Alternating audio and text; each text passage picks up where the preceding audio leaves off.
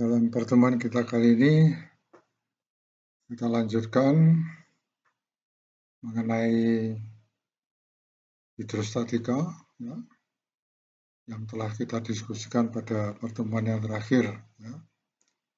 Metode pada diskusi yang lalu yaitu mencari komponen vertikal gaya tekanan sebuah bidang melengkung dapat pula diterapkan untuk membuktikan keampuhan hukum Archimedes. Ya. Jadi Archimedes itu waktu menemukan hukum Archimedes itu yang dilakukan itu adalah dengan melalui percobaan, ya. Sehingga yang didapatkan itu adalah suatu hukum empirik. Ya. Tapi ternyata setelah kita mempelajari atau mendalami mengenai mekanika fluida, diketahui bahwa yang dialami oleh Archimedes itu benar. Ya. Setelah dihitung, ya, fenomena melalui fenomena mencari komponen vertikal gaya tekan ini ya, dapat dibuktikan bahwa hukum itu tepat. Ya. Di gambar sebelah kiri, ya, misalkan suatu benda dengan volume V ya, dicelupkan dalam zat air seperti terlihat pada gambar ini. Ya.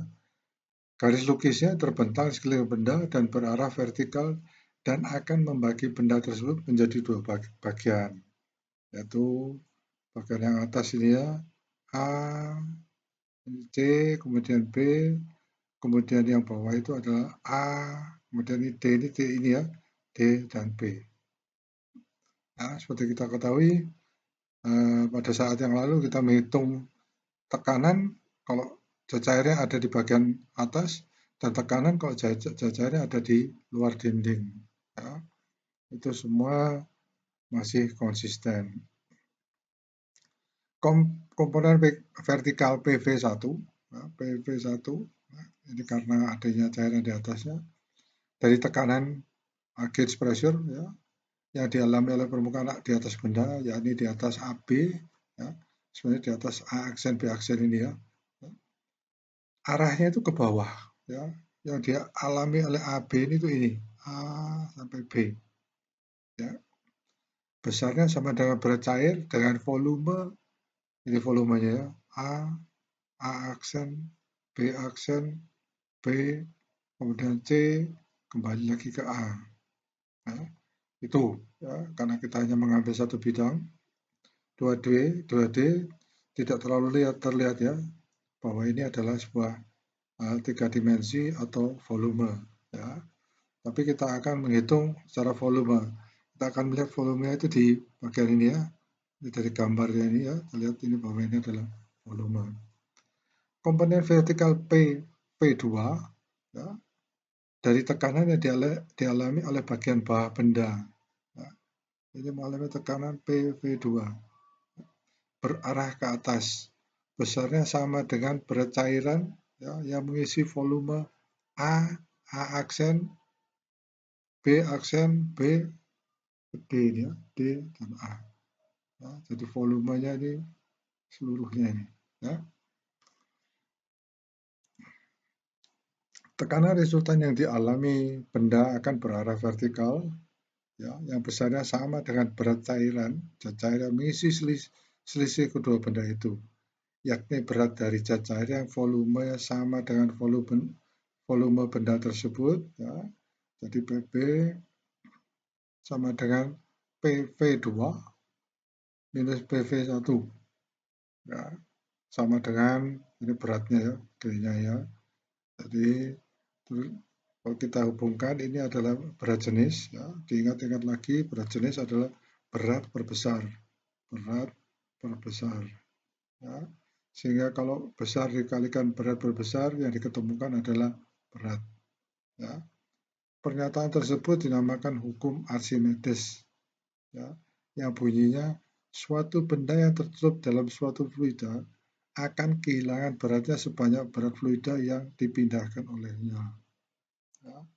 Atau akan mendapatkan gaya dorong sebesar volume yang dipindahkannya. Ya, itu saya hafalkan mulai pertama saya mengenal Archimedes waktu di SMP. Ya. Sebesar berat ya. Beratnya itu menunjukkan gaya dorongnya ya, sebesar berat air yang dipindahkan. Ya. Oke, Anda review lagi, karena ini semua nanti adalah dasar dari mekanika fluida hidrostatik ya. Hukum tersebut juga berlaku untuk benda yang hanya tercelup sebagian ya, atau mengapung. Ya, kita lihat yang berapa volume yang dipindahkan. Ya, kita masukkan benda, ya, terus volume yang dipindahkan di penampung itu berapa. Nah itulah yang gaya dorongnya. Ya. Gaya PB disebut gaya apung. Ya, sehingga benda itu akan didorong seakan-akan dia memberi suatu gaya supaya benda tersebut mengapung. Itu sebabnya disebut gaya apung. Yang titik kerjanya berimpit dengan titik berat fluida yang dipindahkan. Ya. Titik tersebut diberi istilah titik apung, ya. Center of buoyancy. Berdasarkan perbandingan berat benda terhadap gaya apung PB, maka ada 3 kemungkinan. Ya. Kalau G, berat benda, lebih besar daripada gaya apung PB, maka benda akan tenggelam. Ya, kalah ya, gaya apungnya kalah oleh berat bendanya. Bila G lebih kecil daripada gaya apung, maka benda akan naik dan terangkat, melayang. Ya. Kalau G beratnya sama dengan gaya apung, maka benda itu mengapung atau floating. Ya. Persyaratan lainnya agar benda yang mengapung bisa stabil, ya, selain G sama dengan PB, adalah total dari momen sama dengan 0, yang akan tercapai apabila titik berat benda dan titik apung keduanya terletak pada sebuah bidang vertikal. Ya. Jadi antara titik berat, titik benda, dan titik apungnya itu tepat ya di suatu bidang ya, bidang datar ya, vertikal ya. Untuk penggunanya bisa kita lihat dari beberapa contoh ya. Ini memang contohnya sedikit aplikatif, tapi itu banyak berbicara mengenai apa yang disebut dengan gaya apung. Ya. Ini adalah beberapa yang sepertinya ini adalah mekanika fluida yang awal, tetapi sangat berperan di peralatan-peralatan ya. Nah, ini contoh ini karena saya berkecimpung di hidrolik pneumatik, maka itu sebabnya saya cenderung untuk memberikan contoh untuk peralatan-peralatan tersebut. Ya. Contoh pertama, di antara sistem hidrolik pesawat udara terdapat gas loaded akumulator. Ya. Kalau Anda lihat tulisannya sini ya, akumulatornya kita buang AKI. Ya ini yang disebut AKI itu singkatan akumulator, artinya pengumpul energi. Ya. Bagaimana Pak? AKI yang di mobil dan motor itu akumulator, ya, mengumpulkan energi listrik ya, untuk untuk menyimpan energi. Salah satu modelnya adalah berupa silinder seperti ini, ya, dengan torak. Ya, ada torak. Ini ada yang bukan toraknya ini ya, ini toraknya ya. Torak ini bisa bergerak sepanjang silinder ini. Nah, ini adalah bagian yang akan kita pakai untuk mengintegrasi pergerakan dari gas dan udara dan gas yang ada dipakai untuk akumulatornya. Salah satu modelnya berupa silinder dengan torak, pada satu sisi berisi udara bertekanan P. Nah, ini ya. Sisi lain terisi fluida atau cairan hidrolik yang dimasukkan ke dalamnya oleh pompa. Jadi ini dipompakan ke dalam. Ya. Baik. Jadi ini yang dipakai adalah fluida cair, tapi akumulator dalam sistem pneumatik hidrolik itu adalah gas juga. Dibalik ya, satu adalah cair pompa hidrolik, dan satu adalah gas yang berisi gas hidrogen. Sedang di sini gas yang dipakai adalah udara. Model yang lain berupa reservoir bola, ya, diafragma dari bola ya. Bola itu artinya seperti Anda tahu ya, bola-bola untuk sepak bola itu kan bisa dipompa ya, jadi ada karetnya, sehingga dia bisa berubah bentuk. Jadi bukan memakai piston tetapi memakai bola. Ya. Jadi bola tersebut kalau ada tekanan dari sebelah kiri dia akan mengembang. Kalau ada tekanan di sebelah kanan dia akan mengempes ya. Mengempresnya itu juga menekan gas ya, yang bisa volumenya diperkecil. Ya, gas yang bisa berubah, diingat-ingat ya kuliah kita pertama bahwa gas itu dipakai karena bisa berubah volumenya meskipun partikelnya ya, tetap ya, sehingga kita tahu bahwa yang disebut dengan kerapatan ya, dia semakin rapat karena partikelnya lebih banyak tapi volumenya mengecil ya. Itu penting untuk dilihat ya, sehingga terkadang orang mekanika fluida mengatakan bahwa yang disebut dengan rho itu adalah super V ya. Bukan secara langsung gitu rumusnya, tapi itu logika dari pengertian dari fluida yang mampu mampat ya. Energi tersimpan karena zat cair mendesak torak ke sebelah kiri sehingga memampatkan udara. Nah, ini tadi ya. Energi tersebut akan dilepaskan jika udara memuai. Kalau udara biasa memang bisa, tapi tidak gas yang biasa, tidak tidak sehebat nitrogen ya. Nitrogen dengan mudah bisa, bukan mudah ya, dengan tekanan tertentu dia bisa mengecil sampai perbandingannya cukup besar ya. Nah, di sini tentukan jumlah energi yang tersimpan jika besarnya tekanan P2 sama 150 kg per cm ya. Load pressure apabila bisa dikurangi sampai dengan P1 sampai dengan P1 sama 75 kg per cm persegi dengan volume udara W1 sama dengan 3 liter. Nah, ini persoalan akumulator pada pneumatik hidrolik. Nah, jawabannya ya, perlu diasumsikan bahwa prosesnya itu ekspansi dan kompresi gas berlangsung isotermal. Ya, karena kita tahu isotermal ini sangat mempengaruhi dianggap bahwa dia tetap ya temperaturnya ya. Meskipun kita tahu bahwa dengan adanya pemampatan gas ya, maka akan ada terjadi perubahan energi ya. Jadi mungkin saja ya, perubahan energi karena dimampatkan berubah menjadi energi panas ya. Itu merupakan kerugian. Tapi jadi sulit ya menghitungnya, itu sebabnya diasumsikan tidak ada perubahan temperatur. Ya. Volume udara sebanding dengan langkah torak.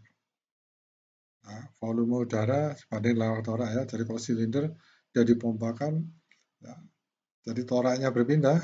Ya.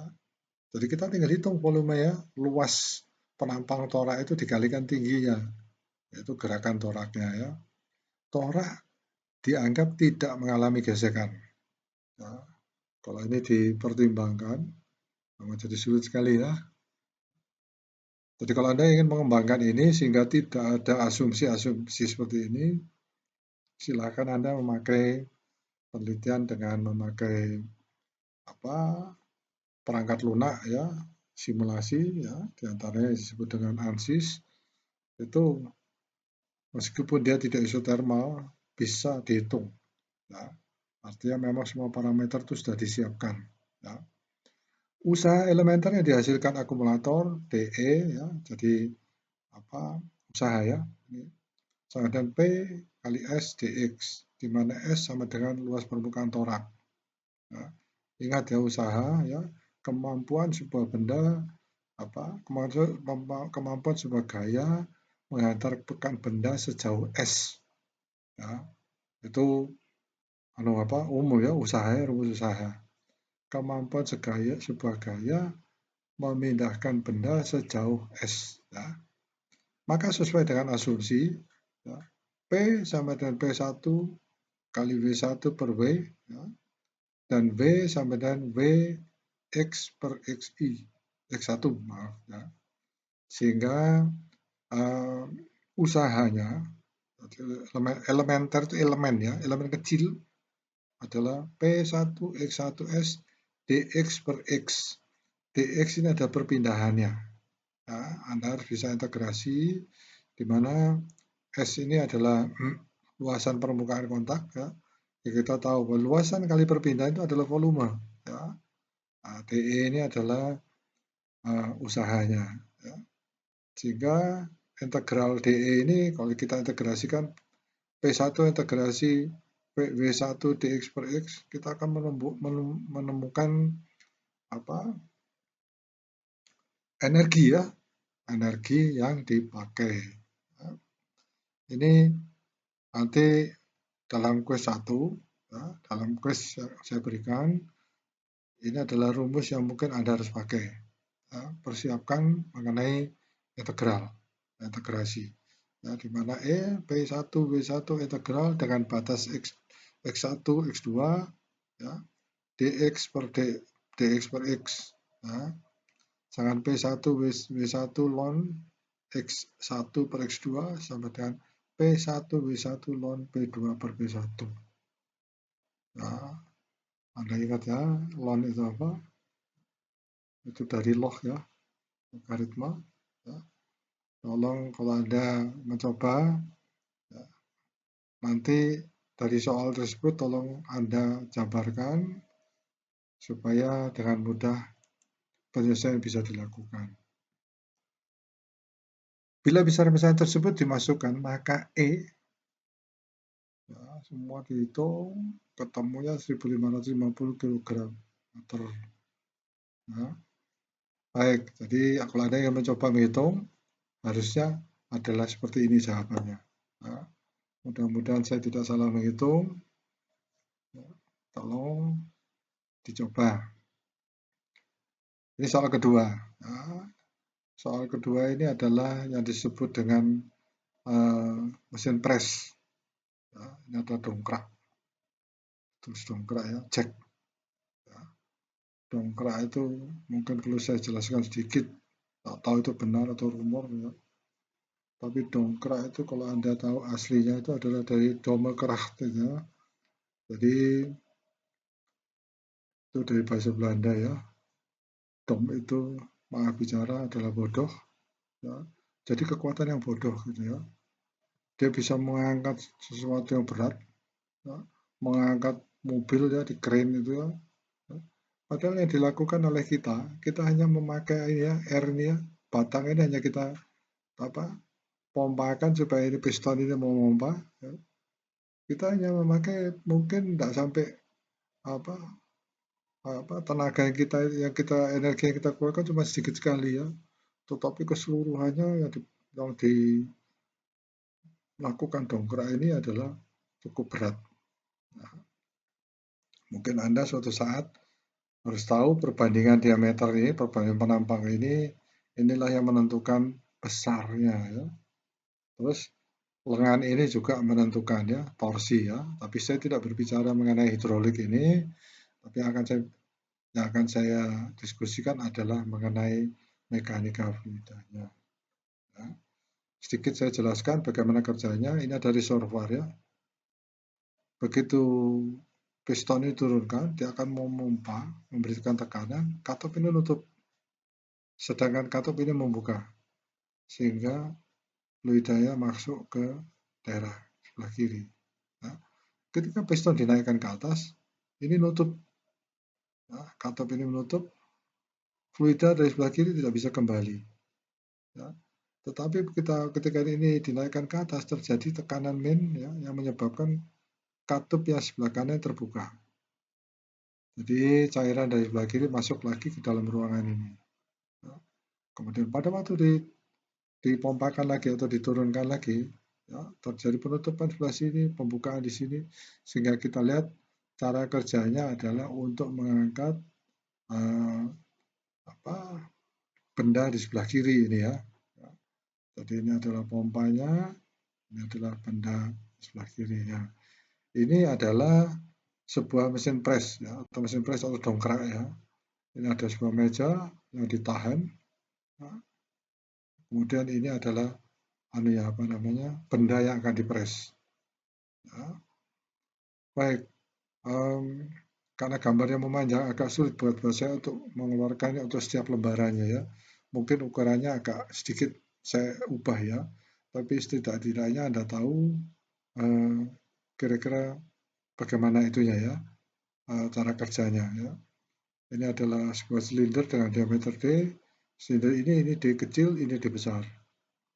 Nah, ini adalah gaya P yang dihasilkan dari waktu uli atau zat cair ini dipompakan mendorong gitu ya. Jadi jangan lupa berapa besarnya P adalah tekanan di dalam cairan ini, kemudian penampangnya D untuk mendapatkan luas penampangnya ya. Jadi tekanan ada hubungannya dengan P dan A. Baik, kita lanjutkan. Bila berfungsi sebagai dongkrak, satu adalah beban yang harus diangkat. Nah, untuk mesin pres 1 ini merupakan meja tekan yang diikat pada fondasi dengan batang atau tiang pengikat. 8. Nah, 8 ini pengikat ya, 2 ini ya, ini 8. Yang terlihat sebagai garis strip ini ya, putus-putus. Dan benda kedua adalah benda yang dipres. Ini yang dipres. Nah, atau dimampatkan. Yang nomor 3 adalah pompa tangan. Jadi nomor 3-nya ini pompa, istilah pompa tangan. Karena ini sebenarnya ada prinsip dari pompa air untuk sumur itu ya. Jadi kita pompa air dari dalam sumur yang banyak kita lihat di perumahan-perumahan ya. Itu sebabnya ini disebut dengan pompa. Ya, positive displacement ya. Yang dipakai memberi tekanan pada silinder tekan 6. Silinder tekan 6 ini. Jadi silinder sebenarnya bukan silinder ini ya silinder ya. Jadi rumah ya. Jadi ini silindernya ini ya, berikan tekan ya. Nah, seharusnya ya ini disebut selongsong ya. Ini adalah lifting ram namanya ya. Jadi ini akan diangkat berdasarkan tekanan di sini ya, nomor 7. Ya. 5 adalah katode bisap. Ya, ini katode bisap. Dan 4 adalah katode tekan. Sudah saya jelaskan tadi ya. Tentukan gaya P apabila R sama dengan 20 kg. Ya. Jadi tentukan gaya P ini ya, di mana R, saya lupa memberikan gambar R-nya ya. 20, ini sorry ini ya. Ini kita bagaimana kok 20 kg di sini bisa mengangkat P. Ya, berapakah gaya P kalau kita berikan di sini 20 kg. A per B sama dengan 1/9. A bandingkan B 1/9. Ya. Dan D dibanding D besar dibanding D kecil kan 10. D besar ini dengan D kecil ini adalah 10. Jadi diameternya 10 kali lebih besar daripada diameter ini. Maka jawabnya adalah P sama dengan R ditambah A ditambah B dibagi A kali D per D pangkat 2. Ya, sama 20 kali 10 kali 100 sama 20.000 kg. Dari 20 kg menjadi 20.000 kg. Ya, kita lihat di sini fungsi dari hidrostatika adalah untuk memindahkan energi, yang memindahkan gaya dari tempat yang kecil ke tempat yang lebih besar. Ya. Pak, ini bagaimana rumusnya kok bisa seperti ini? Ya. Ini adalah rumus cuma perbandingan saja ya. Jadi rumus perbandingan torsi, ya kalau Anda hitung torsi ya di sini, ya. Kemudian Anda lihat antara perbandingan ini ya, ini misalkan dari piston yang kecil ke piston besar. Ya. Ini coba Anda review lagi mengenai hukum Pascal, ya. Penampangnya kecil, penampangnya besar. Ini mempunyai suatu gerakan, misalkan dia bergerak 10 cm, ya, ini hanya bisa bergerak sedikit sekali, sebanding dengan diameternya. Kok bisa gitu, Pak? Karena fluida yang dipindahkan, ini lebih sedikit, ya, meskipun gerakannya banyak, panjang. Berapa fluida yang dipindahkan? Luas penampang ini kali panjang gerakannya, jadi volume ya. Kemudian kita terjemahkan volumenya di sebelah kiri. Ya, kalau penampangnya 10 kali, maka gerakannya di sini itu adalah pergerakannya ke atas itu 1/10-nya. Tetapi gayanya, besar gayanya itu menjadi 10 kali lebih besar. Nah, ini kenapa Pak? Kok bisa 1000 kali? Nah, kita lihat ditambah lagi dengan perbandingan ini. Nah, ini tadi R-nya di sini ya 20. Kalau Anda lihat, kalau R-nya di sini 20, berapa di sini? Anda harus bisa hitung. R 20, jadi berapa gaya yang diberikan di sini? Nah, baik. Itu logika yang Anda harus sahabat. Ini hydraulic pressure intensifier. Ya, dipakai untuk meningkatkan tekanan P1. Ya, kita punya tekanan P1 ya. Tapi kita inginkan tekanan yang lebih tinggi. Ya, gimana caranya? Tekanan ya. Caranya adalah dengan memakai pressure intensifier. Ya. P-nya kecil, tapi karena ada intensifier ini, tekanannya keluar di sini menjadi lebih besar. Ya. Atau mungkin agak bombastis, ya. Tekanannya menjadi super besar gitu mungkin ya. Baik. Jadi P1 tujuannya adalah menekan ini. Nah, silinder sama seperti yang tadi ya, yang pada dongkrak tadi, ya, masuk kemari sehingga fluida yang di dalam ruangan ini akan tertekan masuk ke dalam ini. Ya. Kita lihat diameternya D, sedangkan yang di tengah itu D kecil, ini D besar. Ya. Hydraulic pressure intensifier seperti dipakai untuk meningkatkan tekanan P1 yang dihasilkan oleh pompa atau dari akumulator. Ya. Jadi akumulator mungkin dipakai untuk ya. Nah, akumulator itu biasanya penyimpan energi untuk membuat suatu gerakan hidrolik atau pneumatik lebih tidak mendadak ya. Jadi karena dia bisa mengisi kekurangan energi ya. Tapi itu Anda harus pelajari hidrolik atau pneumatik. Tekanan P1 masuk dalam silinder satu dan menggerakkan selongsong berongga 2. Ya, selongsong berongga 2 yang beratnya G. Selongsongnya udah beratnya G. Ya. Jadi Anda bayangkan bahwa P1 itu harus mengangkat selongsong ini. Ya. Yang tengah dilubangi untuk mengeluarkan fluida yang tekanannya telah berlipat ganda keluar di P2. Jika G sama dengan 300, jadi ini harus mengangkat dulu 300 ya, kilogram, D sama dengan 125, ya, P1 sama dengan 100 kg per cm persegi, ya, diameter D kecil adalah 50 mm, serta gesekannya diabaikan, ya, kita abaikan memang itu seharusnya nggak dihitung ya, tapi sering diabaikan untuk memudahkan perhitungan. Tentukan besarnya tekanan P2. Itu. Nah, jawabnya, dari persamaan kesetimbangan untuk longsong berubah 2, maka tadi kita lihat ya, tekanan dari atas dan tekanan dari bawah. Ya. Yang dari P1 adalah pi D kuadrat per 4 ya, kali P1. Ini adalah apa? Pi D kuadrat per 4. Tolong direview lagi. Ya, itu apa? Hubungannya dengan ini apa? Penampang, volume, nah itu ya. Jadi untuk bagian P1, ya, pi D kuadrat per 4 kali P1.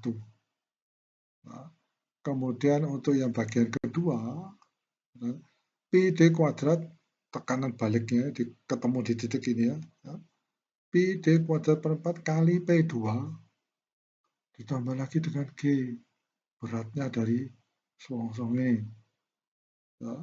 Sehingga P2 bisa diketemukan sama dengan P1 D besar per D kecil pangkat 2 dikurangi 4G per Pi D kuadrat. Masukkanlah besarannya. Kita dapatkan bahwa P2 adalah 610 kg per cm persegi. Ya, 6 kali lebih besar. Ya. Baik, kalau kita lihat ini satuannya apa? Ya, ini satuannya apa? Ya, Anda review lagi, Anda akan lihat bahwa itu akan tercermin di sini. Baik, ini satu peralatan lain lagi. Ya. Sebuah komponen penting harus ada dalam sistem hidrolik pesawat udara adalah automatic relief valve, katup pelepas tekanan. Ya, jadi katup ini sering disebut sebagai katup pengaman, ya, sehingga pompa hidrolik yang memompa terus, ya, ternyata di dalam sistem ada kemacetan. Nah, ini sangat berbahaya. Ya. Bisa terjadi pecah di pipa-pipa hidrolik, ya, kemudian seluruh sistem tidak berfungsi. Ya. Kalau itu di mesin industri yang di darat nggak masalah ya, mungkin terjadi ledakan pecahnya pipa ya, tapi kalau di pesawat sudah tidak bisa diisi semua, ya, tidak bisa dikontrol semua, ya. Yang dikontrol misalnya radarnya ya pada ekornya, kemudian pada flapnya itu ya, diatur. Kalau hanya pintu tidak bisa dibuka mungkin tidak terlalu masalah. Tapi kalau sedang terbang, ya, kemudian tidak bisa di itu, nah ini harus punya ya, automatic relief valve. Cara kerjanya adalah ya nomor 4 ini adalah akumulator pengumpul. Ya ini sudah bola ini ya. Nah, bola ini adalah gas di atasnya. Jadi begitu tekan lebih, ya, gas ini akan ditekan oleh bola ini dari karet ya, dari karet bola menekan gas di dalamnya. Ya. Karena nitrogen misalnya gas yang dipakai itu mudah sekali itu dimanfaatkan ya, maka sering yang dipakai adalah nitrogen. Nah, kita lihat bahwa pompa bekerja, ada katup, pompa akan masuk ke dalam sistem. Begitu ada kelebihan tekanan, ya, jadi artinya pada waktu semua hidrolik bekerja, energi dikumpulkan di akumulator ini. Ya, tetapi setelah akumulator ini penuh, ternyata pompa masih memompakan terus, tekanannya mendekati tekanan kritis.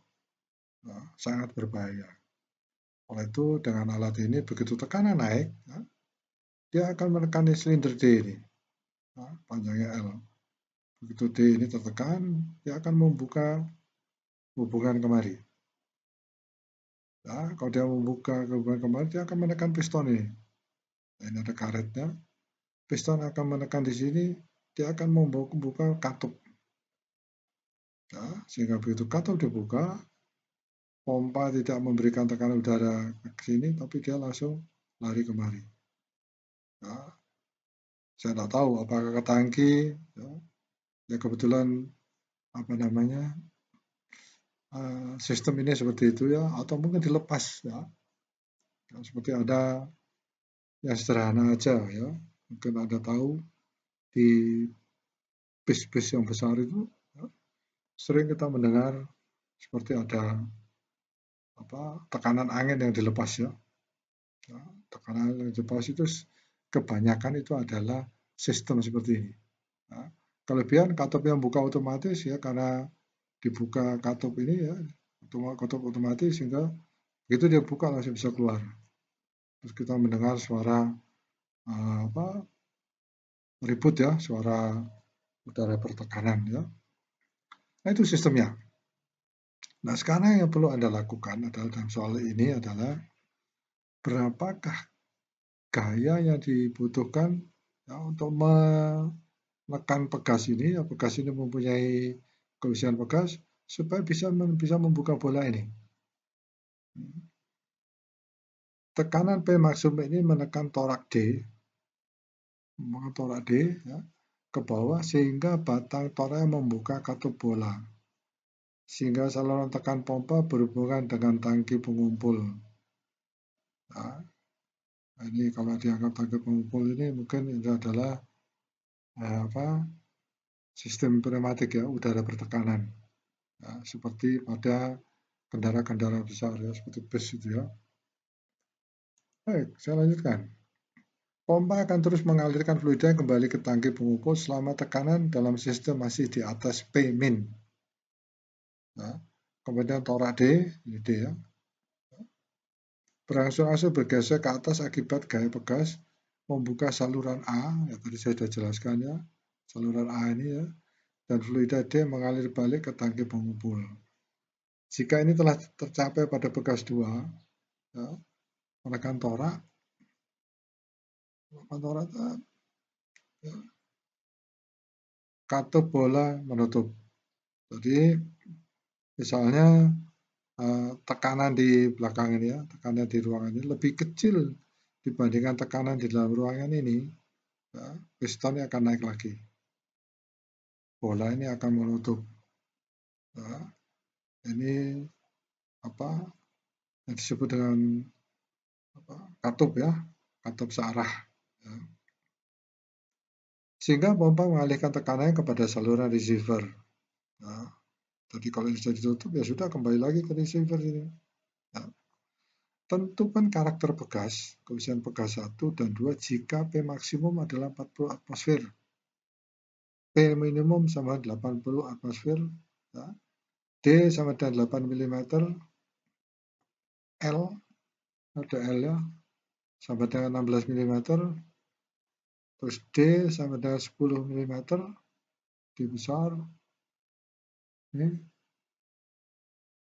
A sama 2 mm penampangnya ya. Dan D1 sama dengan 6 mm. D1 saya berikan apa? Oh ini ya. Di 6 mm untuk lubang ini ya. Kemudian dihitung ya. Tentukan beban maksimum dan beban minimum untuk pegas 1. P maksimum dan P maksimum ini sekali lagi P per 4D kuadrat itu apa? Ya. Apakah ini volume ataukah ini penampang, luasan penampang? Saya tidak akan menjawab. Atau gini, saya tanya, saya tidak tahu, ini lupa gitu ya. P per 4D kuadrat itu apa? Gitu ya. Coba cari kali P maksimum. Ketemu 70,4 kg.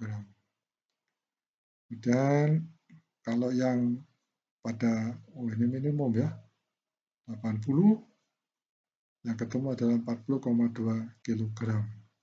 Nah, salah saya. Seharusnya P minimum. Nah, kalau 80, sini ya, maksimum 140. Lanjutan dari pegas, nah ini sebenarnya bukan urusan kita ya, tapi saya sedikit gitu ya, menunjukkan hubungannya ya. HL sama dengan elemen A sama dengan 16 min 2 sama dengan 14 mm. Ya, perubahan gerak dari pegasnya. P maksimum dikurangi P minimum. Nah, ini P minimum seharusnya ya. Ini saya pada waktu saya membuat rumusnya saya di copy aja, saya lupa bahwa ini harusnya minimum. Ya, ya dibagi H1 L, AL ya. Tingginya L itu 14. Ya, sama dengan 2,16 kg per milimeter. Ya, bagasi akan bergerak 1 mm kalau mendapatkan tekanan 2,16 kg. Agar katup bola dapat terbuka, maka gaya pada torak harus mampu mengatasi kekuatan bekas 2. Gesekan torak dan packing, ya, tekanan yang berada pada katup bola dan gaya dari bekas 3 diabaikan ya. Bila dianggap gesekan 0,1 kali gaya akibat tekanan, maka gaya bekas adalah sekitar 3 G, 30 kg. Nah, ini asumsi ya. Jadi kalau Anda ingin menghitung, ini harus akurat ya. Nah, tapi memang ini harus dihitung sebetulnya ya. Jadi untuk masing-masing komponen satu peralatan mempunyai harga-harga tersendiri. maka didapatkan persamaan untuk menentukan tegangan maksimum pegas F maksimum. Nah, P maksimum kali PD kuadrat kali 0,9 sama dengan F maksimum ditambah P maksimum pi D1 kuadrat per 4. Nah, sambil Anda mereview melihat ya, mana D1 dan D ya, ditambah Q. Ya. Kalau saya masukkan gambar di sini bertambah banyak ini area lembaran saya. Sehingga F maksimum sama dengan 140 kali 0,25 V ya, 1 kuadrat kali 0,9 minus 0,62 kuadrat minus 30 sama dengan 30 kg. Di samping itu gaya pegas 2 harus mampu untuk membalikkan gerak torak D melawan gesekan packing dari torak saat tanpa beban. Ya, tidak ada dorongan. Ya, pegasnya harus bisa mendorong, itu harus bisa mendorong tuh harus didorong ke atas ya supaya katupnya kembali tertutup. F minimal 10 kg. Kekakuan pegas 2 yang dibutuhkan untuk menggeser torak ke atas sejauh H2 sama dengan 10 mm. Nah, adalah ini asumsi ya untuk memberikan contoh cara menghitungnya. F maksimum kurang Fn bagi H2 sama 30 min 10 dibagi 10 yang duanya sama dengan 2 kg per meter. Nah, itu adalah contoh-contoh yang diaplikasikan ke ilmu-ilmu teknik mesin. Nah, meskipun nanti pada waktu masuk ke penghitungan contoh-contoh yang lainnya langsung yang lebih ke arah fluidanya ya. Saya berusaha untuk membuat soal tersebut yang memecahkan persoalan berhubungan dengan ilmu-ilmu teknik mesin.